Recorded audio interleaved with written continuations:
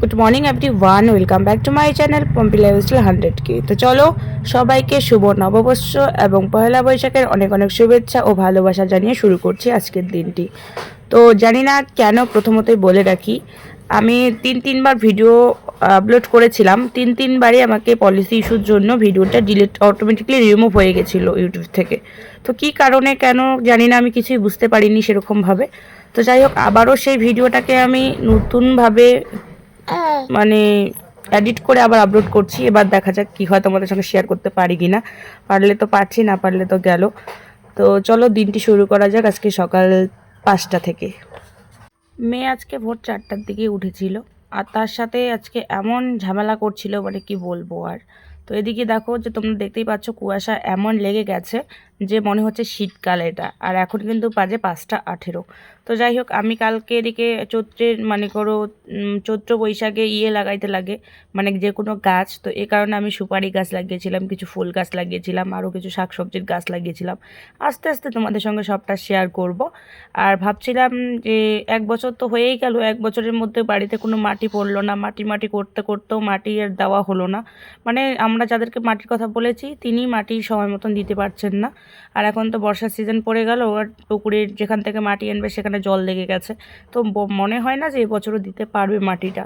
তো যাই হোক, মাটিটা না দেওয়ার কারণে বাড়িঘরে একটা বিশ্রী মানে ভাব রয়েই গেছে, বাড়িটা সৌন্দর্য ফুটে উঠছে না এই আর কি। তো চারিদিকে ফুলের গাছ হাজারো আবার হয়েছে, ছোট বড় অনেক ফুল হয়েছে, অনেক ফুল। তো ভাবছিলাম এই চারাগুলো অন্য একটা সাইড দিয়ে সুন্দর করে লাগিয়ে দেব। আর এই আশেপাশে যে জঙ্গলগুলো ছোটোখাটো মনে করো ঘাস পাতা হয়েছে সেগুলোকে তুলে ফেলবো। আর এদিকে আমার কলের পাড়ে কালকে কিছু পাথর দেওয়া হয়েছিল, কারণ এদিক সেদিক জল জমে কাদা হয়ে যায় সেই কারণে। আর এই ঘরটা কবে দেওয়া হবে কি না সেটাও বলতে মানে সে ঠিকভাবে বলতে পারছি না। তো ব্রাশ করার পরে হচ্ছে এই যে দেখো, আমি আবার চলে এলাম ঝাড়ু দিতে। তো ঝাড়ু দিচ্ছিলাম, অনেকদিন হলো তোমাদের সঙ্গে সব কিছু মানে ক্লিয়ারভাবে শেয়ার করা হয়ে ওঠে না, বিভিন্ন ধরনের তালবাবনার মধ্যেই সময়টা কেটে যায়। আর এখন দিচ্ছি উঠানটা ঝাড়। আর এদিকে হচ্ছে আমাদের বাড়ির আমার মানে কি বলে পিসি শাশুড়ির ছেলে এসেছিলো। তো পিসি শাশুড়ির ছেলে কালকে মাছ মেরে নিয়ে গেছিলো। তো মানে মারছিল জন্য জালটা এনে রেখে দিয়েছিল, আর আমি জালটাকে ধুয়ে টুয়ে সুন্দর করে শুকোতে দিয়েছিলাম। এটাই আমার একমাত্র কাজ। জাল পুরো ছিঁড়ে ছিঁড়ে একেবারে কী হয়ে গেছে, মাঝখানে মাঝে মাঝে গিট দেওয়া হয়েছে জালে। তো সেটাই তো আমাদের দাদাভাইকে বলছিলাম যে দেখো জালের অবস্থাটা কি হয়েছে। তো যাই হোক, ভয়েসটা আমি অফ করে দিয়েছি, তাই তোমরা কিন্তু শুনতে পাওনি। আর পিছনে যে দেখতে পাচ্ছ লতা পাতা গাছটা হয়েছে, সেটা হচ্ছে আমার মানে কুমড়ো গাছ, কুমড়োর ফলও ধরেছে, তোমাদের সঙ্গে শেয়ার করবো অবশ্যই। আর মানে আমার কিন্তু এখন মনে করে 6টা বেজে গেছে, 7টা নয় 6টা বেজে গেছে। তো তোমার দাদাভাই কাজে বেরোবে 5টাতেই, যেত 5টা 5:30টার মধ্যে চলে যায় প্রত্যেক দিন। আর এদিকে মেয়েকে ধরেছিল, তো আমি বললাম যে আজকে পয়লা বৈশাখের দিনটা তুমি একটুখানি মেয়েকে ধরো, আমি ফটাফট সমস্ত রকম কাজগুলো করে নিই, তারপর আবার আমি মেয়েকে নেব, তুমি তখন কাজে যাও। তো আমি চান করেছি, চান করে কাপড় টাপড় সব মেলে দিয়েছি, ঝাড় তো দিয়ে নিলাম, গোবর ফেলালাম, তারপরে গরু ছাগল বের করলাম, মুরগিদের ছাড়লাম, খাবার দিলাম। এখন পুজোটাও আমার কিন্তু দেওয়া কমপ্লিট হয়ে গেছে। অনেকেরই অনেক রকমের বিভিন্ন ধরনের আমি কথা মানে মনে করো আমি যখন পোস্ট করেছিলাম ফেসবুকে, অনেকে অনেক রকমের কমেন্ট করেছে। তো তাদের কথা অনুযায়ী আমি কিন্তু কথাটা মেনে তুলসী গাছটা লাগিয়েছি। তো দেখছি তুলসী গাছটা মানে কিছুদিন ধরে ভালোই রয়েছে। আর যদি মানে তুলসী গাছটা 2 মাস 3 মাস চলে যায়, যদি দেখি যে না ভালোই রয়েছে, অবশ্যই আবার তোমাদের সঙ্গে রিভিউ দেবো। চান টান করে নিয়েছি। আর পয়লা বৈশাখ বলতে আমার সেরকম কোনো ড্রেস কেনা হয়নি, আমার প্রচুর ড্রেস রয়েছে, আমি নিজের ইচ্ছাকৃতভাবে নেইনি। তবে তোমাদের কালকে তো ব্লগে দেখেইছো আমি সোনার দোকানে গেছিলাম। তো অন্য কিছু জিনিস আমি পয়লা বৈশাখের মানে উপহার পাচ্ছি, অবশ্যই তোমাদের সাথে শেয়ার করব। তো আমার বাবা আমাদের ছোটোবেলা থেকে 4 ভাই বোন, আমরা 4 ভাই বোনদেরকে ছোটোবেলা থেকে বাবা একটা নিয়ম করে আসে, পয়লা বৈশাখের দিনে সকালে মনে করো পুরো ঘুম থেকে উঠে ফ্রেশ ট্রেশ হয়ে মিষ্টি মুখ করতে হয়, মিষ্টি দই। তো বাবার নিয়মটা আমিও পালন করছি আমার শ্বশুর বাড়িতে এসে, আমার বরের বাড়িতে এসে। তো আমারও তো একমাত্র মেয়ে এখন রয়েছে, তো আমিও আমার মেয়েকে সেই নিয়মটাই পালন করব। তার সাথে হচ্ছে আমার নননের আমার জায়ের ছেলে মেয়ে এসেছে, ওদেরকেও ডাক দিয়ে সকালবেলা মিষ্টি মুখ করালাম সবাইকে। তো মিষ্টি দই দিয়ে শুরু হলো আজকের সকালটা। তারপরে আমার মানে জায়ের ছোট মেয়ে, তো তাই ওই বাড়িতে রাখতে গেছিলাম, আমাদের বাড়ি গেছিলো, তো আমাদের বাড়িতে মিষ্টি দই খাওয়ানোর জন্য নিয়ে গেছিলাম। তারপরে ওদের বাড়িতে দিয়ে আসলাম, দিয়ে আসার পরে যাচ্ছিলাম রাস্তা দিয়ে, আর দেখো দুধারে সবুজ প্রকৃতি, চা বাগান কত সুন্দর, চারিদিকে খালি সবুজ আর সবুজ। আর ওইদিকে আমাদের বাড়ি, আর মাঝখানে দেখো রাস্তাটা কাঁচা রাস্তা, এখন সচরাচর দেখা যায় না, আমাদের ওদিকে তো একদমই নেই এরকম রাস্তা। তো যাই হোক, এখানে দেখো সুন্দর একটা রাস্তা, ঘাস রয়েছে, আর মাঝখানে দুটো দাগ দেখো, মানে গাড়ি চলাচল করতে করতে কিন্তু মাটি বেরিয়েছে, কত সুন্দর লাগছে না মানে রাস্তাটা দেখতে। তবে এই রাস্তা দিয়ে যদি টোটো করে যাওয়া যায় খুবই কিন্তু ভয় লাগে, ভীষণ ভয় লাগে। তো যাই হোক, বাড়িতে এলাম, বাড়িতে এসে মানে আমাদের বাঙালিদের একটা নিয়ম রয়েছে যে চৈত্রের ভাত নাকি বৈশাখে খেতে হয়। তো সেই কারণে কালকে জল দিয়ে রেখেছিলাম ভাতগুলোতে, তো সেই ভাতটাই এখন নিয়েছি, সঙ্গে হচ্ছে পেঁয়াজ লঙ্কা আর লবণ তেল দিয়ে একটা মাছের পিস ছিল সেটাই নিয়েছি। নেওয়ার পরে তোমাদের দাদাকে কিন্তু সকালে খেয়ে চলে গেছে, আর আমি এখন খেতে বসে পড়েছি। তো আমার মতন কে কে চৈত্রের ভাত বৈশাখে খাচ্ছ অবশ্যই কমেন্ট করে জানাবে, কার কার এরকম নিয়ম রয়েছে। তো এই দিনটি কিন্তু চাইলেও কোনোদিন আমরা ফিরে পাবো না বা ফিরে আসবে না, কারণ হচ্ছে বছরটা তো এই বছর শেষই আজকের থেকে, এটা কিন্তু আর চাইলেও আমরা ফিরে পাবো না। তারপরে হচ্ছে দুপুরবেলা চলে এলাম রান্না করতে। প্রথমত আমি পাস্তা সেদ্ধ করে নিয়েছি, এটা কিন্তু আমি এখন বানাবো, বানিয়ে খাবো আর কি।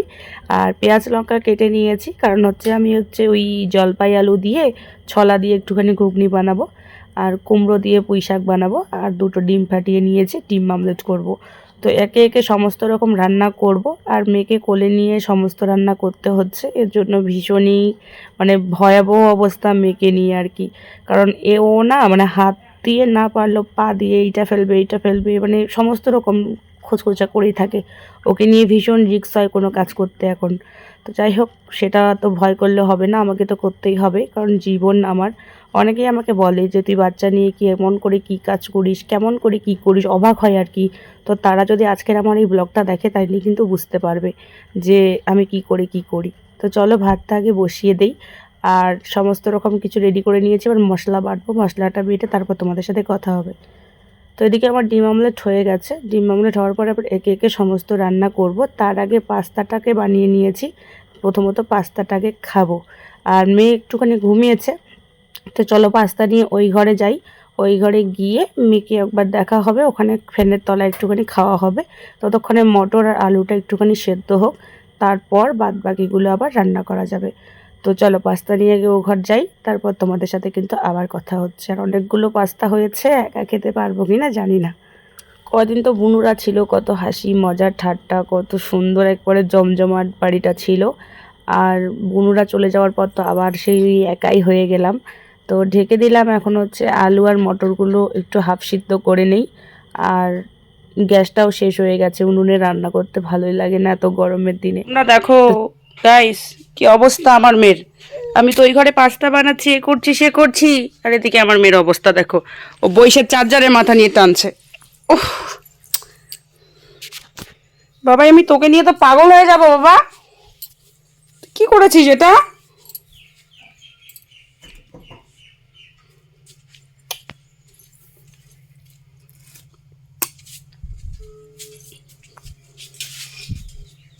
উঁচু উঁচু করে দিয়েছে যাতে ও কোনো দিকে যেতে না পারে, কিন্তু কি হয়েছে, চার্জারের মাথা নিয়ে চুপচাপ বসে বসে কি করছে জানি না। আমি বলছি জন্য এখন আদর দিচ্ছে, মন খারাপ। একটু হাসো তো বাবা, বাবা একটু হাসছো। তো সঠিক সময় ঘরে এসেছি জন্যই কিন্তু এরকমভাবে আমি আমার মেয়েকে সবসময় বাঁচিয়ে রাখি, আগলে রাখি। আর নাইলে যে ভাই কি অবস্থা হয়, আমার এইটুকু মেয়ে যা লেভেলের দুষ্টুমি করে তোমরা জানো না। তো তো অনেকের কাছে কিন্তু ভাতের মারের ফেনাটা ফেলানো, ভাতের মারটা আর কি, সরি ভাতের মার ছেঁকানো, অথবা কেউ বলে ফেনা ছেঁকানো, ফেনা ফেলাটা, এটা কিন্তু অনেকের কাছে জটিলতা কাজ মনে হয়। তো অনেকে আবার পারে, অনেকে আবার পারে না। কিন্তু দেখো, যে 1 থেকে 1.5 কেজি চালের মানে উনুনে ভাত রান্না করে এক হাত দিয়ে হাঁড়িটা তুলে ভাতের মার ছেঁকতে পারবে, আশা করা যায় সংসারের সমস্ত রকম কাজ সে বাচ্চা কোলে নিয়ে করতে পারবে। আমি যেহেতু বাসন মাজা, মনে করো সবজি রান্না করা, মশলা বাটা, রুটি বেলা, রুটি ভাজা, কাপড় কাচা, সমস্ত কিছু, ঘর মোছা, সমস্ত কিছু কিন্তু আমি আমার মেয়েকে এক হাত দিয়ে কোলে নিয়েই কিন্তু করি। তাই সব কিছু আমার এখন অভ্যেস হয়ে গেছে, সমস্যা হয় না সেরকম।